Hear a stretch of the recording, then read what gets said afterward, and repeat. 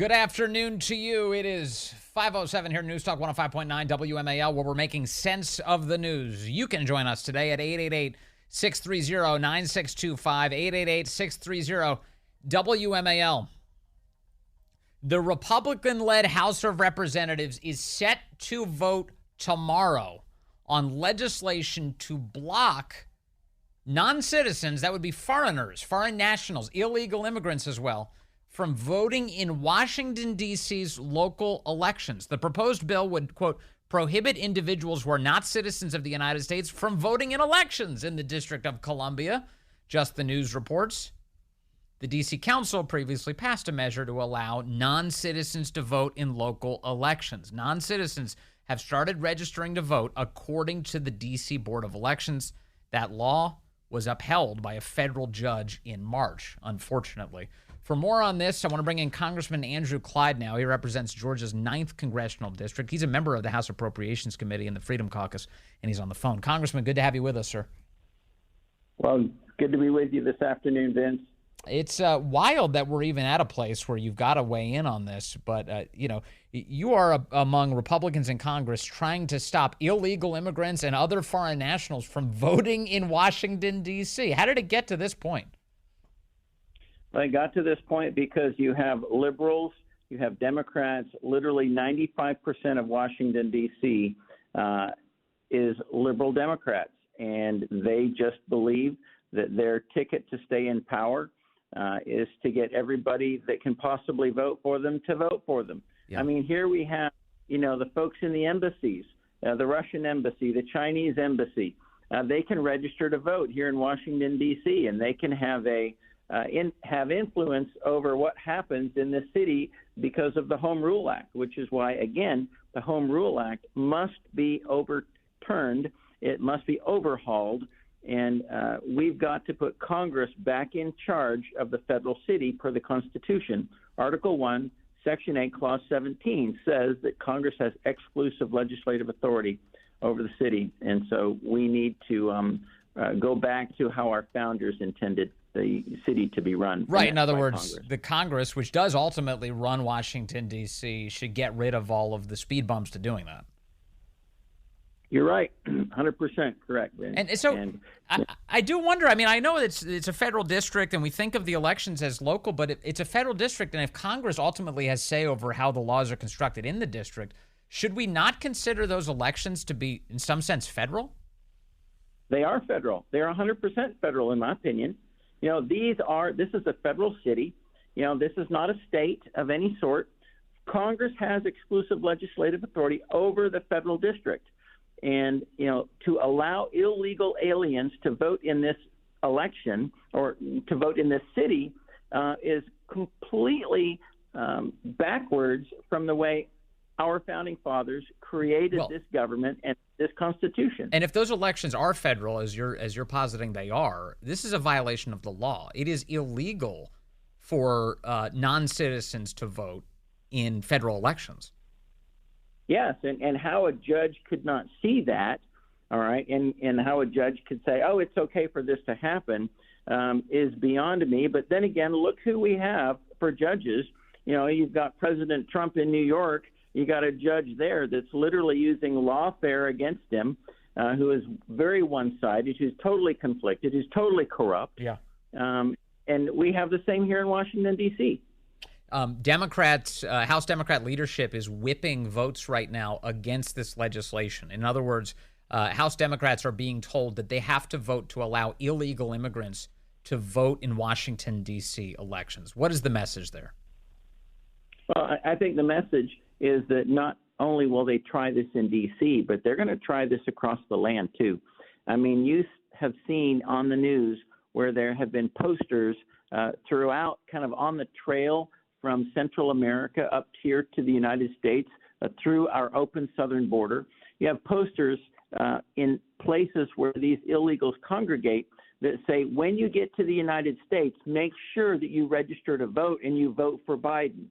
That's one of the things I think that Biden is going to try and do to steal the election, and that is get illegals to vote. And here we have illegals now voting in Washington, D.C., yes. And I'm sure the three, electors from D.C. are going to go all to Biden, and part of it's going to be because of these illegals. Well, sure, and it is the truth that D.C. is quite unfortunately predominantly Democrat. That makes sense. Mm-hmm. If it's entirely government dependent, there's a lot of Democrats, of course, in the city. But that said, every illegal immigrant or foreign national who votes in an election is disenfranchising, at least in part, American voters. Can't these people see this? That this is literally voter disenfranchisement? Oh, well, the regular voter should see that. But those folks that are in power, that want to stay in power and to use any means possible, the ends justify the means, to stay in power, they don't really care. I mean, to have an illegal vote, that's just another vote for them. It's no different than creating a vote, whether it's in Philadelphia or Georgia, or Michigan or wherever, that they just create votes out of thin air, the fraud that occurs. Here we have it happening in our capital city in Washington, D.C., registering illegal aliens to vote. I know. And they'll look at you with a straight face and they'll be like, "Oh, our elections are on the up and up. There's no meddling in elections." Really? Why are you letting illegal immigrants vote in D.C.?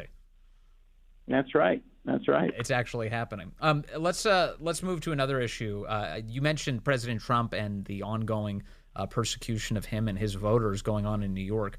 I understand you were there with him yesterday. Is that right? I was in the courtroom yesterday. I got to see some of the fireworks.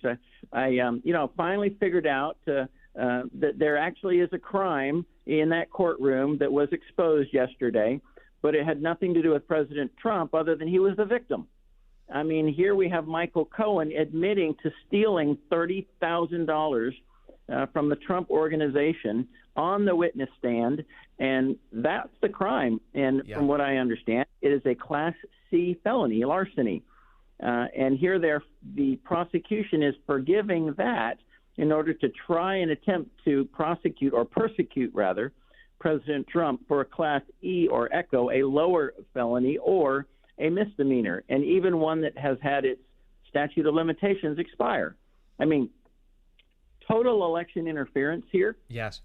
From the top to the bottom. And so people know, they heard you reference that 30,000 number. I've been saying 60,000. We're saying the same thing, but what that means is Michael Cohen, he got reimbursed at twice the rate of the money that he was claiming he needed in order to cover his taxes. They call it grossing it up. So in the end, he steals at least $60,000 from Donald Trump, admits it on the stand, asked point blank, "You stole from the Trump organization." He says, "Yes, sir."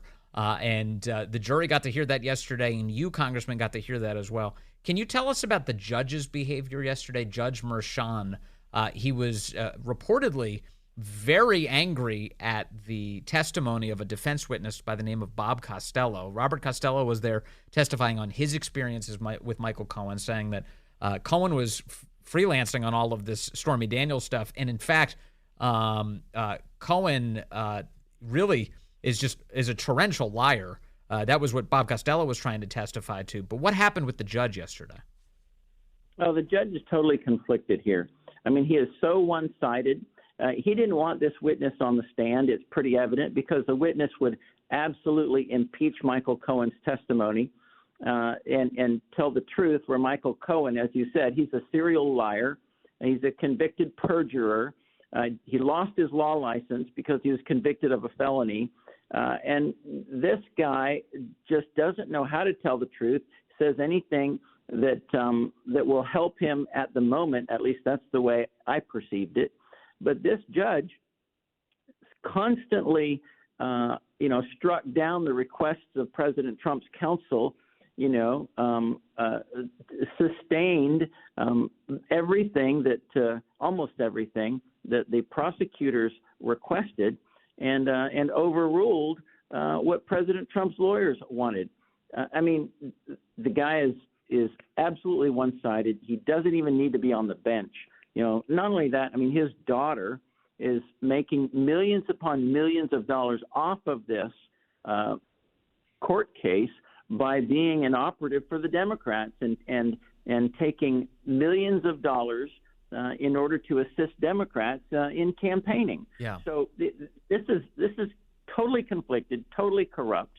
and the whole family benefits from it. Yeah, the judge himself is a Biden donor, and everyone's acting like that's normal. Right. Like he should not be on this case at all, and yet he is. And additionally, he allowed Stormy Daniels, Stephanie Clifford, to speak endlessly about all sorts of sexual allegations, which had nothing to do with a bookkeeping trial. And yet now he won't allow testimony from an FEC expert who can talk about election law. And he got in the way of Robert Costello talking directly about Michael Cohen's testimony. It seems crystal clear to me this is election interference. Oh, it's absolutely election interference. I mean, to not have an expert witness. I was there when the discussions were going back and forth. I mean, the jury needed some expert opinion on election law here, but the judge refused to have it. Why? Because I think he believed it would help President Trump. The judge is so one-sided. He is so corrupt and so conflicted. This man needs to step down. He has a tremendous conflict of interest and should never be a judge in this particular case. In fact, this case should never, ever have been brought. But it's the only attempt that they can to put President Trump away and try and prevent him from winning this election because they can't stand one-to-one against him at the election box. I've been encouraged to see lawmakers like yourself show up and support President Trump in the face of all of this election interference. That's been a great thing to see. But beyond that, beyond showing up, do you think members of Congress are prepared to use the power of the purse to defund these abuses? Well, I certainly hope so. I mean, I led an amendment back in November to the Commerce, Justice, Science Appropriation that said no funds can be used to prosecute a presidential candidate prior to the November election. And that amendment was actually made in order in the Rules Committee there prior to to coming to the floor, but it never actually got a vote. So I am working for FY25 because I'm on the Commerce, Justice, Science subcommittee on that appropriation. I'm working to get that amendment put into the base text of the bill. That should be the least that we do in order to support the president and to stop the lawfare and the election interference that the Democrats are so intent on using in order to try and bring President Trump down. I'll tell you something. I'm amazed at that man, at President Trump, and his stamina and his attitude, to deal with everything that's going on in the courtroom that you just can't see on television because it's not televised. I mean, it's tremendous. I have tremendous respect for President Trump and what he has put up with. Do you think that trial should be televised for the benefit of the people to see what's going on there? I think if it was, the judge would probably be making some different decisions. But he's truly he's a terrible judge, just an absolutely terrible judge. Not even-handed, not fair. Not applying the law the way the law should be applied, and it would be it's a circus in the courtroom right now. Yeah. He's making another Biden donation, this time at taxpayer expense. Congressman Andrew Clyde, thank you very much, sir. Really appreciate your time today. This the whole saga of artificial intelligence really it's very freaky. It does have some cool applications, right? The ability to quickly navigate through things. I've given examples on the air before of ways that I tried it out in its infancy in these last few months, last year. My wife sent me a shopping list, for instance, once of a bunch of stuff in the supermarket, and I didn't know where everything would be reflexively. She hadn't ordered it in any specific order. So I took the shopping list and I asked AI, I was like, hey, would you order this based on where things are usually found in a supermarket? And it grouped together all of the things I needed to shop for really nicely, really quickly. It spit out that data. And that was in the early days of some of these AI platforms. Now they've advanced to the point where you can talk to them, which is really freaky. And one of the leaders in the industry on this, ChatGPT, they launched their new version recently. And one of the voices sounds exactly like Scarlett Johannsen, the actress. Like, exactly like her. Just to give you an example, this is what the voice sounds like inside of the app. You can hear this here. Hello. I'm really excited about teaming up with you, and I'm all set to dive in. So how can I make your life easier? Okay, That sounds like Scarlett Johannsen. And last weekend, I was trying it out. I was like, oh, what is this like? And it sounds like you're talking to ScarJo, which, okay, I'm sure that's some people would like to do that with, like, I'm going to talk to Scarlett Johannsen. Scarlett Johannsen has issued a statement now saying, this is not me. They tried to hire me to do this, and I told them no, but they put my voice in the platform anyway. She said last September she received an offer from Sam Altman, who runs OpenAI ChatGPT. He wanted to hire me to voice the current ChatGPT system. He told me that he felt that by my voicing the system, I could bridge the gap between tech companies and creatives and help consumers to feel comfortable, yada, yada, yada. She said no. She said 9 months later, my friends, family, and the general public all noted how much the newest system named Sky, that's what they call it in the app, sounded like me. When I heard the release demo, I was shocked, angered, and in disbelief that Mr. Altman would pursue a voice that sounded so eerily similar to mine that my closest friends and news outlets couldn't tell the difference. So here's what's happened. She has since retained a lawyer to go after them. Sam Altman, when they released this latest version, he posted the voice known as Sky to X. And on it, right above it, he wrote the phrase, her. That's the same name as the 2013 film wherein Scarlett Johannsen plays an artificial intelligence voice. This is not going to help his legal case. He made it seem like, oh, look, we've got ScarJo. No, you don't. And now she's gearing up to sue you. OpenAI claims it was a completely different voice actress. She just sounded like ScarJo. What a weird story. And what freaky technology. All right. Stay with us. I got a lot more for you as the left goes bananas here in America. All ahead on the Vince Coglianese Show.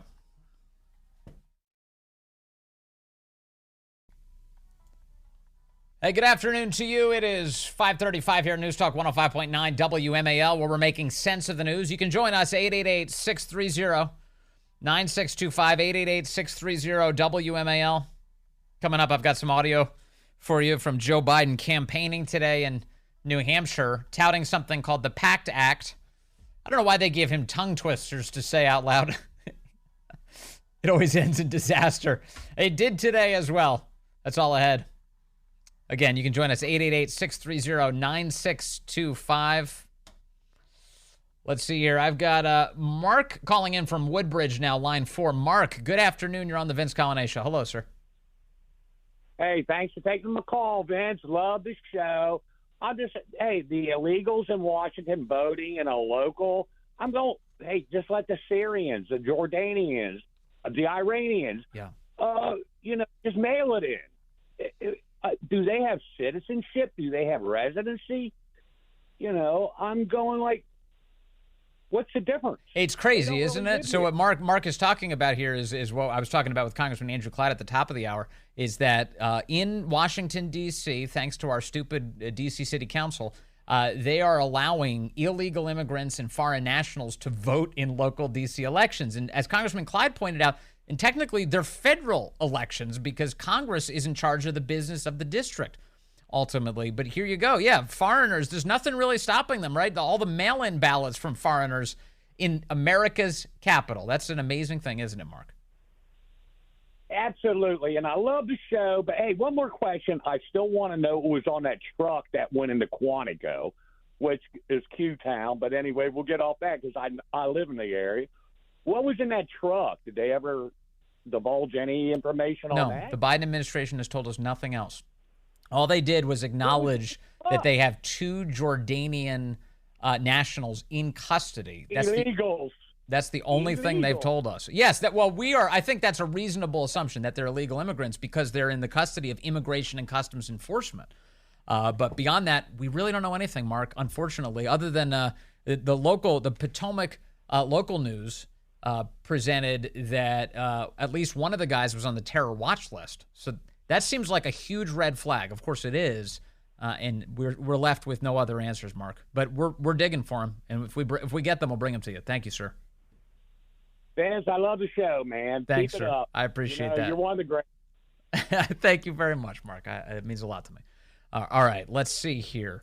Nick is calling in from Purcellville. He's been waiting for some time, very patiently on line 3. Nick, good afternoon. You are on the Vince Coglianese Show. Hello, sir. Vince, I have a much related news report for you. In a very small nutshell, there are ID requirements to vote in Virginia, but not citizenship requirements. I had a long talk with my local Board of Elections yesterday, and I was told that the General Assembly passes the voting laws in Virginia, and they allow non-citizens to vote already.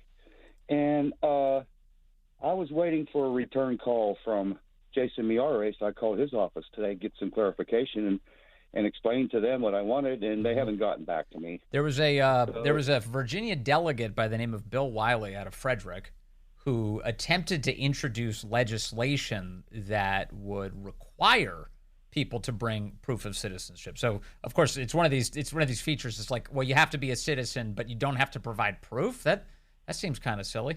And so there was a Republican looking to advance that. Of course, the Democrats in Virginia don't want that. The other piece that's probably worth bringing up in this too, Nick, is like you don't technically need your ID with you when you vote in Virginia. They'll give you a provisional ballot if you don't have it. So even that, there's some issues with. Yes, that's true.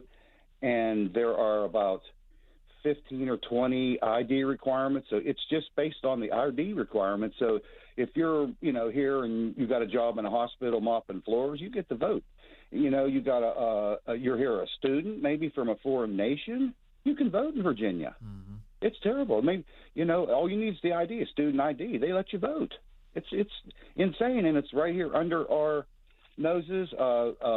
The Congressman, was it Andy Biggs you had on? So this hour, Congressman Andrew Clyde. Oh, Andrew Clyde, okay. And he's from Virginia, isn't he? Isn't he Virginian? Georgia. Oh, I'm sorry. So I got it wrong. I was thinking of Ben Klein. But anyway, I'm surprised Jason Miyares isn't making some kind of statements or, trying to at least alert people to what's going on here in Virginia, and yeah. Well, look here. You're right. You're right on the money that this is critical, Nick, and because here we have a Virginia election, which at this moment, according to a survey released last week, Donald Trump is behind Joe Biden in Virginia by a single point, by 1 point right now, which means if that number holds going into Election Day, this is going to be a nail-biter, and Virginians need every ounce of confidence that they can possibly have that their elections are on the up and up. So when you hear Republicans now finally saying, well, yeah, you've got to have a free and fair election for us to be confident in it and to walk away from it and not have any questions about it, well, that's obviously true. It doesn't actually matter what political party you're a part of. You need a free and fair election that the voters can have confidence in. Nick, thank you. A lot of good points there. I really appreciate that. Let me see. I've got Phil calling in from Fredericksburg. Line 2. Phil, good afternoon. You're on the Vince Coglianese Show. Hey, Vince, look, Garland's got to go. I mean, when he sends the FBI down there to kill the Secret Service who's protecting President Trump, and he goes and says, once you do that, you can kill President Trump if he gets in your way, that's just not acceptable. So he's got to go. What Phil is talking about is these revelations from documents today inside of these court proceedings. Julie Kelly joined us earlier in the program, and please check out the podcast to hear her remarks. They authorized the use of deadly force by the FBI agents who raided Mar-a-Lago back in August of 2022, which is just wild to me. And for those who are saying, and I've seen some posts on this, that this is standard operating procedure in an FBI raid, well, then the FBI raid never should have been ordered in the first place. Anything that stipulates that we may have to use deadly force should never have been sent on President Trump in the first place. It's a total abuse of power, Phil, and totally third world. Vince, I just want to say, if I'm working for the Secret Service right now, if I'm running the Secret Service today, I'm going, what in the world are they doing? They were going to kill my agents. Why are you trying to kill my agents? That's what I'm wondering, and my package, my protection package. That's crazy. The whole thing. Why are you trying to kill them? Phil, thank you. It's a crazy, God bless you, Vince. Crazy story. God bless you, sir. All right.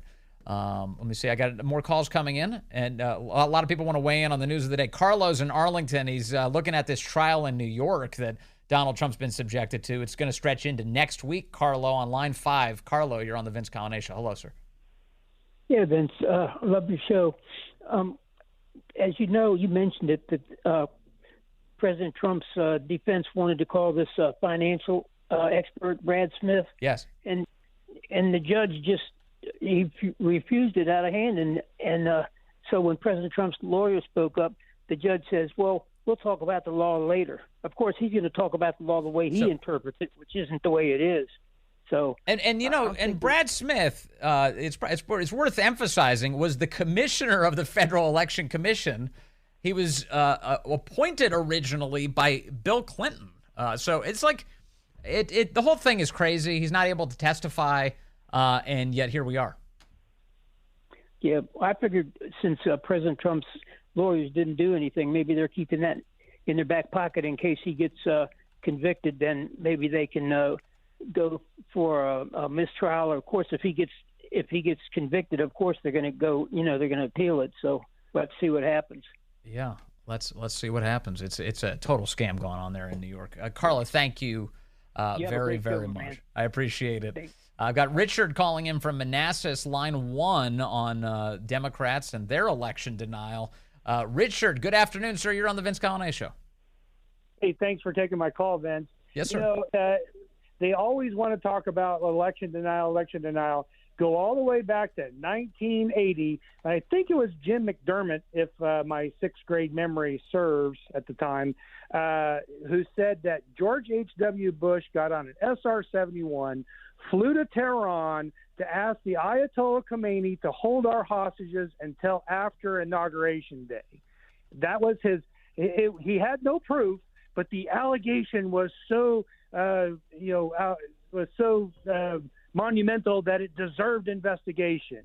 So the Democrats have been denying elections and coming up with all kinds of crazy schemes forever. I mean, you can even go back to 1972 and the smear of Lee Atwater having a Southern strategy to get white racists to vote for Nixon, which never happened. It's a complete canard to switch parties and go from Democrat to Republican. It's just they are the election tampering party. No question. And if you can go back, this idea of alternate electors that that Democrats keep getting upset about with regards to Republicans and Donald Trump. The reality is in 1960, Hawaii sent a false slate of electors for John F. Kennedy back in 1960. And that was never prosecuted as some grand crime. It's just, this is the way they operate. Even going into the 2020 election, remember what the left was saying ahead of it. If Trump was to win, they were going to blame the United States Postal Service for rigging the election on his behalf. Louis DeJoy, the Postmaster General, was under constant attack during the 2020 election as if he was rigging the election for Trump. It was always, they were laying the groundwork for claiming that the 2020 election was stolen. Well, and they already was working on stealing it themselves. We have never had mail-out balloting. We have had absentee ballot. As a former member of the military, I have voted from places like Japan and Korea absentee.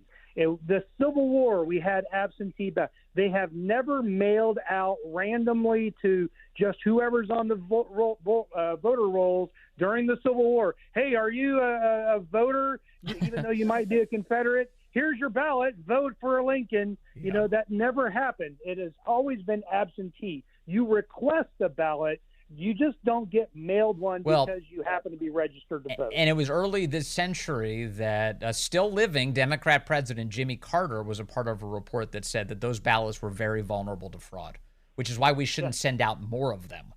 In fact, we should try and limit the number of people who have to vote by mail to people like active duty service members who are in war zones, perhaps. That is correct. That's the key. Hey, Richard, thank you very much. Richard brings up a good point about these Democrats and their history here. Remember that the RNC at one point actually compiled a 24-minute compilation of Democrats denying election results, mostly around the 2016 election. This doesn't typically come up on Meet the Press or any of these other clown shows. You can run the best campaign. You can even become the nominee. And you can have the election stolen from you. How can you win with Russian interference, though? That's the real what I'm thing. scared about in 2020. But rightly. Because I think he's an illegitimate president that didn't really win. So how do you fight against that in 2020? You are absolutely right. He's an illegitimate president in my mind. Would you be my vice presidential candidate? Folks, look, I absolutely agree. Trump didn't actually win the election in 2016. He lost the election, and he was put into office because the Russians interfered. Russia interfered. You know something? The voices you just heard from, that last voice was Jimmy Carter. But just to be really clear about what we heard, there's Hillary Clinton saying that Donald Trump is an illegitimate president, meaning the election was stolen. He wasn't elected by the American people. Then you get Joe Biden agreeing with a woman who says that Donald Trump is an illegitimate president. In other words, not granted by the people. So the sitting president of the United States is an election denier about the 2016 election. And then Jimmy Carter, again, the still living Democrat president, also saying that Donald Trump stole the election. This was an illegitimate president. Here's Hakeem Jeffries. With our election, attacked our democracy for the sole purpose of artificially placing someone at 1600 Pennsylvania Avenue. They were successful. Trump knows he's an illegitimate president. What is Hakeem Jeffries doing now? What's his job? Is it important? Is he he's not a bigwig or anything, is he? Oh, that's right. He's the leader of the Democrats in the House. So all of the top officials for their entire party are of the opinion. Oh, and Kamala Harris. I left her out of there too. Cackling Kamala. They're all of the opinion that the 2016 election was stolen. So when they come along and they're like, oh, what are a bunch of election deniers? It's them. It's all projection. The president-elect, although legally elected, is not legitimate. I don't see this president-elect Jerry Nadler, John Lewis, as a legitimate president. You said you believe that Russia's interference altered the outcome of the election. I do. Dianne Feinstein, the list is, of course, endless. Every so often, we just need a little reminder of how insane these people are, although they do provide those every single day. You know, I was wondering if President Trump was going to make any remarks about the news that Julie Kelly broke today, that the Biden Justice Department had authorized the use of deadly force in the Mar-a-Lago raid. He apparently didn't know about it until he stepped away from that courtroom. Here's what he posted to Truth Social just the last few minutes. Wow, I just came out of the Biden witch hunt trial in Manhattan, the icebox, and was shown reports that crooked Joe Biden's DOJ in their illegal and unconstitutional raid of Mar-a-Lago authorized the FBI to use deadly, lethal force. Now we know for sure that Joe Biden is a serious threat to democracy. He is mentally unfit to hold office. 25th Amendment, said President Trump. I don't think that's going to happen, but that's what he's calling for. 25th Amendment. If you need any more rationales for it, here's Joe Biden today up in New Hampshire talking about the PACT Act, which is supposed to help veterans who've been exposed to toxic chemicals. But here's what it sounded like when Joe Biden said it. After I signed the PACT Act into law, I handed the pen that I signed it with as an addition to the most responsible for the legislation. A disaster. Of course, I instantly thought of Billy Joel. After I signed the PACT Act. Now, that's not the only thing I thought of, though. We were kind of noodling over it here at the station. There's also this. Remember Mars Attacks?